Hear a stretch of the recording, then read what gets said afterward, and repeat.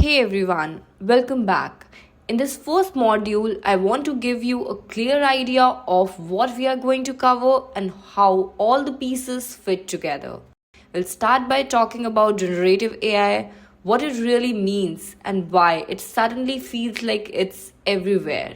But to understand it properly, we can't jump straight to the advanced stuff. So, first, we'll take a step back and break down what artificial intelligence actually is, how machine learning works, and where deep learning comes into the picture.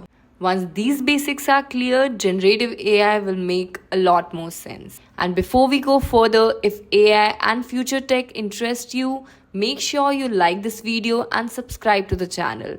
It really helps the channel grow and tells me you want more content like this. Alright, let's continue. So, what exactly is generative AI? The name itself explains a lot. It's basically artificial intelligence that can create things. Now, AI on its own isn't new at all. We have been using it for years without even noticing it. For example, when Spotify suggests you next song, when your phone automatically corrects your typing, when Google Map reroutes you to avoid traffic, when your bank detects suspicious transactions.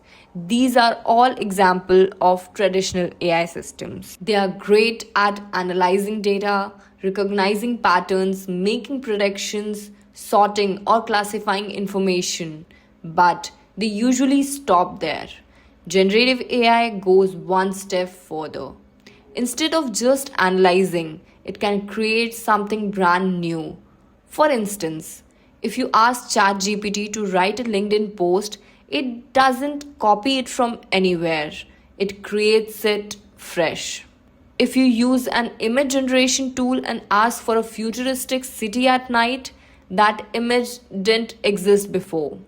If an AI coding assistant helps write a piece of code, that code is newly generated, not fetched from a file. That's the core idea. Traditional AI mostly understands or predicts. Generative AI creates. And what can it create? Text, images, music or audio, video, code, and much more. So, in simple terms, generative AI is about using AI to produce original content on demand. For now, I'm keeping this explanation short and beginner friendly. As we move ahead, we'll dive deeper and see how this works behind the scene. But before that, we need a strong foundation. That's why the next video will focus on artificial intelligence, machine learning, deep learning. Once we understand those, we'll come back to generative AI with a much clearer and deeper perspective.